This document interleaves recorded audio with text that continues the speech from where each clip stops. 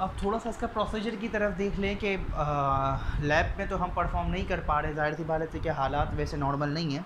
तो एक ऑडिबल या ऑडियो के थ्रू मैं आपको समझाना चाह रहा हूँ, ऑडियो वीडियो के थ्रू, कि आपने ये एक्सपेरिमेंट कैसे परफॉर्म किया होगा, थोड़ा सा रिकॉल करने के लिए। प्रोसीजर इसका ये था कि आपको जो है वो सबसे पहले एक सॉल्यूशन, क्योंकि हम मालूम क्या कर रहे हैं, कंडक्टेंस जो है वो एसिडिक एसिड की कंडक्टेंस मेथड से मालूम कर रहे हैं डिसोसिएशन कांस्टेंट पता करने के लिए।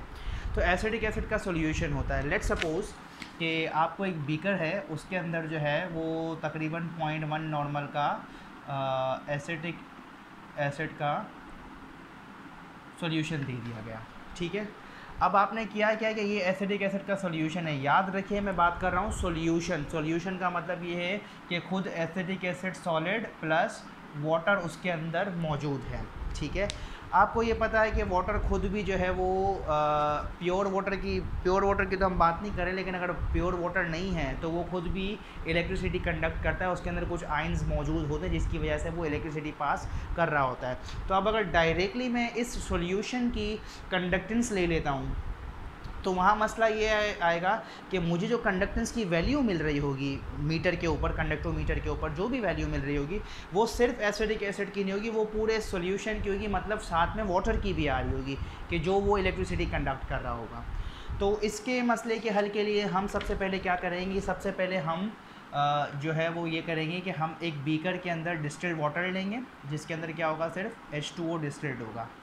H2O डिस्टिल्ड होगा तो इसके अंदर हम जो है वो प्रोब डालेंगे और ये कनेक्टेड होगा कहीं ना कहीं कंडक्टोमीटर से, और यहाँ पे XYZ जो भी रीडिंग आ रही है, ये रीडिंग जो है वो हम यहाँ नोट कर लेंगे। ठीक है, सपोज़ करें कि ये आपके पास आ रही है, A वैल्यू आ रही है। ठीक है, ये A वैल्यू नोट कर ली। अच्छा, इसके बाद फिर आप क्या करेंगे, उस बीकर में से पानी को फेंकेंगे और उसी बीकर के अंदर क्या ले लेंगे, एसिडिक एसिड का सॉल्यूशन लेंगे। ठीक है, जो कि 0.1 नॉर्मल बना हुआ होगा। उस सॉल्यूशन को जब आप नोट करेंगे इसी तरह करेंगे, ये प्रोब डाला इसके अंदर, प्रोब डालने के बाद जो है वो कंडक्टोमीटर ने आपको रीडिंग दिखा दी, XYZ जो भी रीडिंग दिखाई। लेट्स सपोज कि जो हमारे पास सॉल्यूशन की एसिडिक एसिड सॉल्यूशन की कंडक्टेंस आई है वो हमारे पास B आई है। अभी तक आपने क्या नोट किया, स्पेसिफिक कंडक्टेंस या कंडक्टिविटी ऑफ वाटर और स्पेसिफिक कंडक्टेंस और conductivity of acidic acid solution. अभी तक भी हमारा टारगेट अचीव नहीं हुआ क्योंकि हमें किसकी कंडक्टेंस चाहिए, प्योरली एसिडिक एसिड की। ठीक है, उसके लिए हम क्या करेंगे, क्योंकि सॉल्यूशन वाटर में ही बना हुआ है तो हम ये करेंगे कि ये जो वाटर की कंडक्टेंस हमने ली थी ना, सॉल्यूशन के अंदर भी वाटर है, तो सॉल्यूशन की जो स्पेसिफिक कंडक्टेंस थी उसके अंदर से हम वाटर की कंडक्टेंस को माइनस कर दें तो हमारे पास प्योरली किसकी कंडक्टेंस आ जाएगी, एसिडिक एसिड की।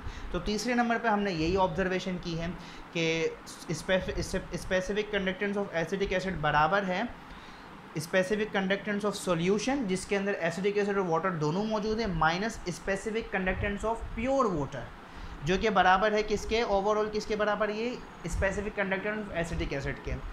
तो अब आपने जब इस वाली कंडक्टेंस में से सॉल्यूशन की कंडक्टेंस में से वाटर की कंडक्टेंस माइनस कर दी तो लेट्स सपोज कोई वैल्यू आई होगी वो C आई होगी। ठीक है, और इसी तरह चौथी ऑब्जर्वेशन ये आपको दे दी जाएगी कि 25 डिग्री सेंटीग्रेड पर आपके पास जो इक्विवेलेंट कंडक्टेंस की जो वैल्यू है एट इनफाइनाइट डाइल्यूशन वो है 390.08 siemens centimetre square equivalent inverse. अब ये तो आपने एक्सपेरिमेंट रन कर लिया, अब बारी आती है कैलकुलेशन की, क्योंकि अभी हमारा जो प्राइम टारगेट है वो क्या है कि हमें ये कैलकुलेट करना है। ठीक है, डिसोसिएशन कांस्टेंट कैलकुलेट करना है। क्योंकि हम कंडक्टेंस मेथड से चल रहे हैं, हमने सारी स्पेसिफिक कंडक्टेंस नोट करी, हमें एसिडिक एसिड की भी मिल गई through water and through specific conductance of solution.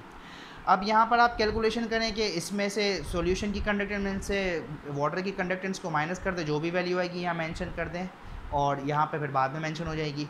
इसी तरह जब आपके पास स्पेसिफिक कंडक्टेंस आ गए तो अब आप जो है वो मोलर कंडक्टेंस निकाल सकते हैं। क्यों? क्योंकि आपको डिसोसिएशन कांस्टेंट के लिए अल्फ़ा की वैल्यू रिक्वायर्ड है और अल्फ़ा के लिए आपको इस इक्विवेलेंट कंडक्टेंस की वैल्यू रिक्वायर्ड है। तो इक्विवेलेंट कंडक्टेंस का फॉर्मूला ये है, यहाँ पर स्पेसिफिक कंडक्टेंस यूज़ हो रही है, ये वो वाली स्पेसिफिक कंडक्टेंस है जो कि माइनस करके आई है, मतलब प्योरली एसिडिक एसिड के लिए, मल्टीप्लाई बाय 1000 जो कि डाइल्यूशन फैक्टर हम लगाते हैं, और कंसंट्रेशन की जगह आप क्या रख देंगे, अगर आपको 0.1 दिया हुआ है ऑब्जेक्ट में 0.1 रखें, जितनी भी गिवन है ऑब्जेक्ट में मेंशन होगा तो आप उसकी कंसंट्रेशन रख दें। जब आप ये सारी चीज़ को कैलकुलेट करेंगे कुछ ना कुछ वैल्यू आएगी, वो आप उसके लिए फिर क्या होगा, अगले स्टेप में अल्फ़ा कैलकुलेट करें।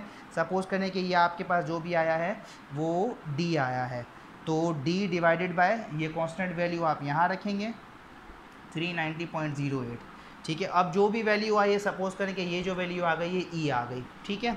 अब क्या करेंगे कि डिसोसिएशन कांस्टेंट, अब क्योंकि अल्फ़ा की वैल्यू ई कैलकुलेट हो चुकी है, डिसोसिएशन कांस्टेंट का फॉर्मूला ये है, यहाँ अल्फ़ा की वैल्यू रखें, यहाँ कंसंट्रेशन की वैल्यू रखें, ये 1 एज इट इज़ है, माइनस दोबारा अल्फ़ा की वैल्यू रख दें, ठीक है। मतलब अगर मैं समझाने के लिए बात करूं तो ई स्क्वायर, क्योंकि मेरे पास ये वैल्यू आई है, डिवाइडेड बाय 1 माइनस ई। अब यहाँ से जो भी वैल्यू आएगी, लेट सपोज़ कि आपके पास ये कैलकुलेट किया तो आपके पास जो वैल्यू आ रही है वो एफ़ आ रही है, ये किसकी वैल्यू होगी, डिसोसिएशन कांस्टेंट की वैल्यू होगी। तो आप बस रिज़ल्ट के अंदर ये प्रेडिक्ट करें कि रिज़ल्ट लिखना हो कि द डिसोसिएशन